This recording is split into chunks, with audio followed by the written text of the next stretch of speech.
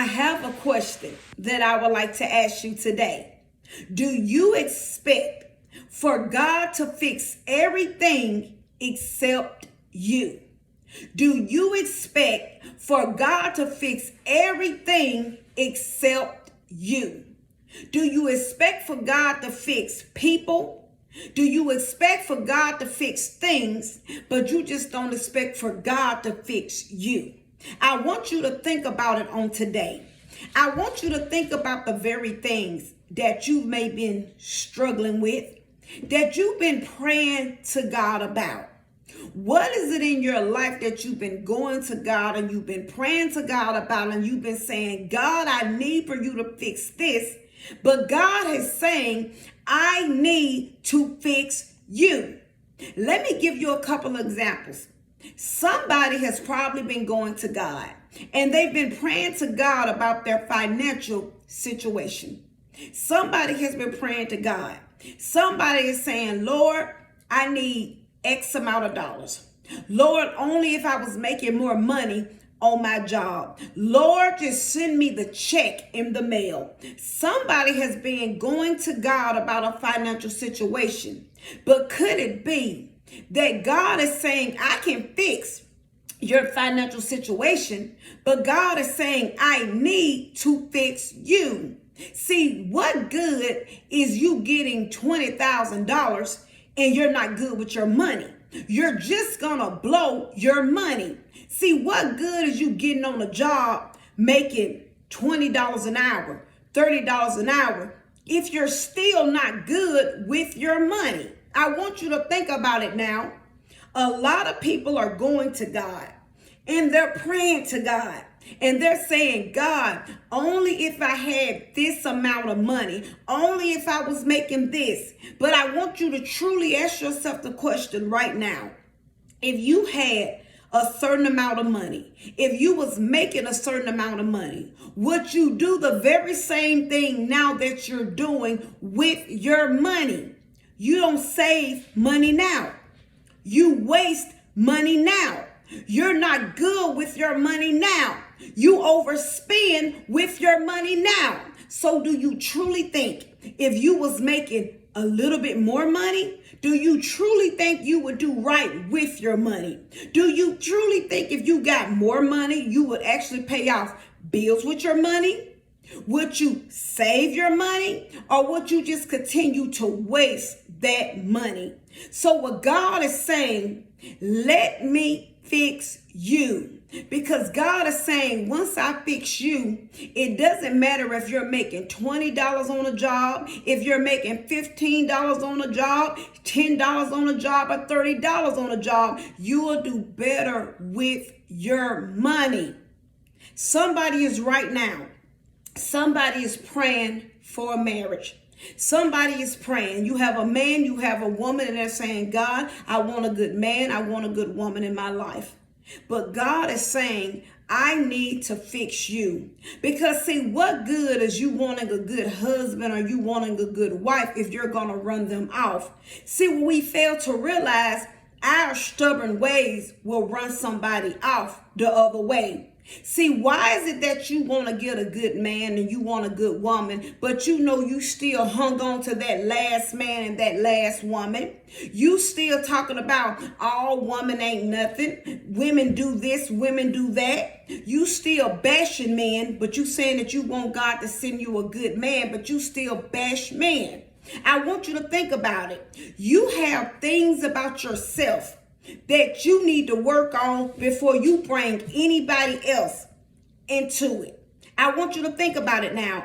You have things in your life that you need to work on before you bring anybody else into your life. You're messed up. So what do you look like being messed up, but you want to bring somebody else to what? Mess them up too? What good is a good man, or if a good woman comes your way, all you're going to do is run them off because you don't ran the last 5 people off that you have. So what are you going to do? If you get a husband, if you get a wife, you're just going to run them off. God is saying, let me fix you. God is saying, I want to fix that bad temper that you have. God is saying, I want to fix that bad attitude that you have. I want to fix that gambling habit that you have. God is saying, I want to fix that spending habit that you have. God is saying, I want to fix you. We want God to fix everything else, but God is saying, I want to fix you. I need to fix you. You got somebody right now. They're going through turmoil in their marriage, and they're praying to God, and they're saying, God, I need you to fix my marriage. You're crying out to God to fix your marriage, but why are you not crying out to God saying, God, fix me? You have a man right now. He's crying out to God because he's saying, God, I want my family back. Bring my family back. But what good is God bringing your family back if you're going to do the very same things that tore up your family? You got to think about it now. You got a woman praying the same thing. But what good is you wanting your husband back if you're going to keep treating him the same? If you're going to keep downing him? You're going to keep talking down to that man. You're going to keep mistreating that man. Why do you want back that man? I want you to think about it on today. Why won't you go to God and say, God, fix me? Because once my husband come back, once my wife come back, I don't want them to leave again. I want to treat them the right way. I want to start doing things the right way. Overlook your life. And we need to get in the mirror and look at our lives and say, what is it that you could be going to God about? And what is it in your life that you want for God to fix? You want God to fix everything else, but you just don't want God to fix you. You praying to God about a friendship. Somebody is praying to God and saying, God, I need good friends. Surround me around good friends. But you just don't comprehend that you're the one running off all the good friends. You need to go to God and say, God, fix me. I'm the one that needs to be fixed.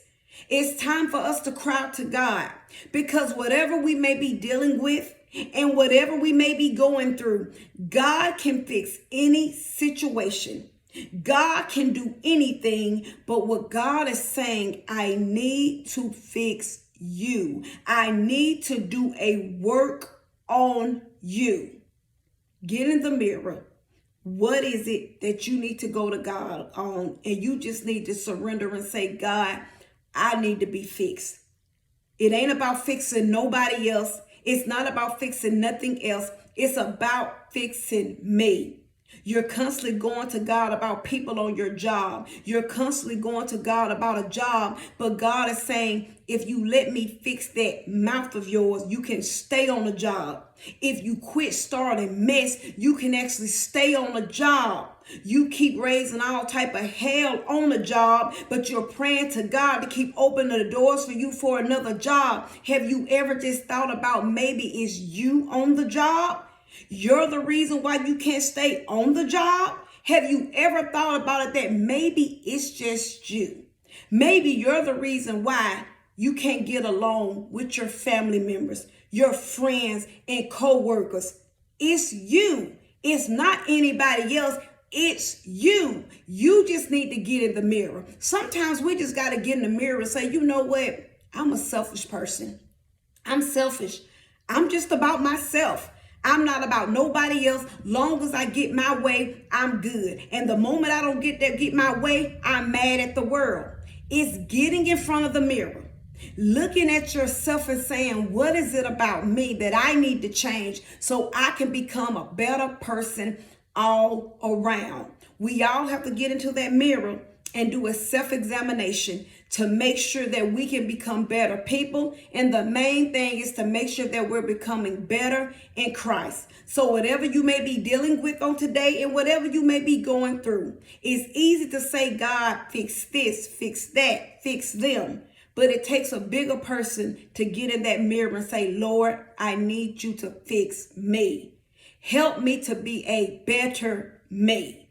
Get in the mirror, overlook your life, and God will help you and God will guide you, because God will guide you in a better way, a better place in your life. And you can understand, once God fixes you, everything else is smooth sailing. Once you allow God into your life to do things his way, everything else will flow the right way. So always remember my closing. Self-examination is the best examination, and Jesus Christ is Lord, and he's all we have. Have a great rest of the day.